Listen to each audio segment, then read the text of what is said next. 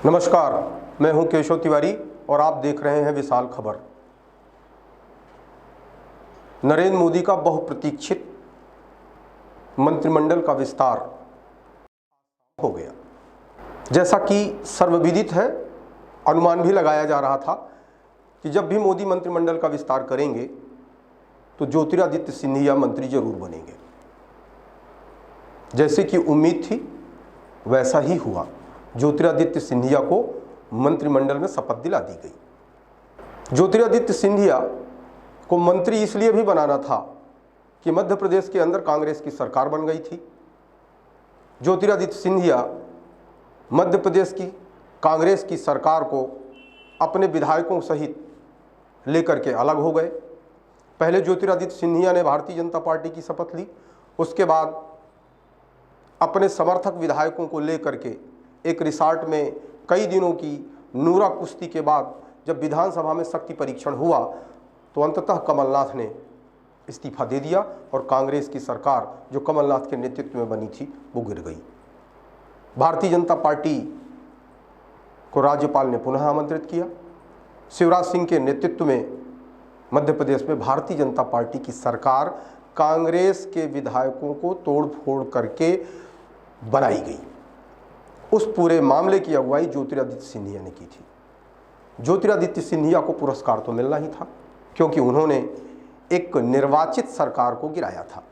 जब ज्योतिरादित्य सिंधिया ने Bharatiya Janata party join की थी तो इनके बीच में भारतीय जनता पार्टी से क्या सौदे हुए, क्या मसौदा तय हुआ, ये किसी के सामने नहीं आया। लेकिन बंद कमरे में जो बैठक हुई और उसके बाद जो अनुमान लगाए गए, जो कयास लगाए गए, वो यही थे कि ज्योतिरादित्य सिंधिया ने भारतीय जनता पार्टी ज्वाइन करने के बाद उनने जो मांग रखी होगी वो यही रखी होगी कि आप हमें जब भी केंद्रीय मंत्रिमंडल का विस्तार होगा उसमें आप हमें मंत्री बनाएंगे। हमारे समर्थक विधायक जो टूट करके आएंगे वो दोबारा जब चुनाव लड़ेंगे तो उन्हें भी मंत्री बनाएंगे। भारतीय जनता पार्टी ने ऐसा ही किया। जो भी सिंधिया समर्थक विधायक चुनाव जीत कर आए थे उन्हें मंत्री बनाया गया। जो 3 हार गए उन्हें मंत्री तो नहीं बनाया गया, लेकिन ज्योतिरादित्य सिंधिया बराबर इस बात का दबाव मध्य प्रदेश सरकार पर, मध्य प्रदेश के शिवराज सिंह पर, मध्य प्रदेश के संगठन पर इस बात का बराबर दबाव बना रहे हैं कि उन्हें भी 3 जो हारे हुए विधायक हैं उन्हें भी कहीं ना कहीं जगह दी जाए, उन्हें भी कहीं ना कहीं इज्जत बख्शी जाए, उन्हें भी कहीं ना कहीं ओहदा दिया जाए, उन्हें भी कहीं ना कहीं सम्मान दिया जाए।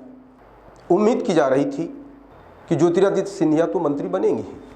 मध्य प्रदेश से एक और मंत्री शपथ ली जिसका नाम है डॉक्टर वीरेंद्र खटीक। डॉक्टर वीरेंद्र खटीक टीकमगढ़ से सांसद हैं। ये भी उम्मीद की जा रही थी कि मध्य प्रदेश से जो मंत्री पहले से थे उनमें से 1-2 की छटनी की जा सकती है, जिसमें फग्गन सिंह कुलस्ते का नाम लिया जा रहा था, लेकिन वो अपना मंत्री पद बचाने में कामयाब रहे। इसके अलावा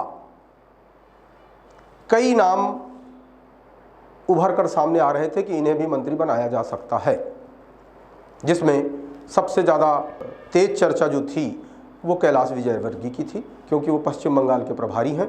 तो उम्मीद की जा रही थी कि पश्चिम बंगाल में जो भारतीय जनता पार्टी ने प्रदर्शन किया उसका कोई परिणाम इसका कोई अच्छा पारिश्रमिक कैलाश विजयवर्गीय को दिया जा सकता है, लेकिन कैलाश विजयवर्गीय को मंत्री नहीं बनाया गया। दूसरा नाम आ रहा था जबलपुर के सांसद राकेश सिंह का।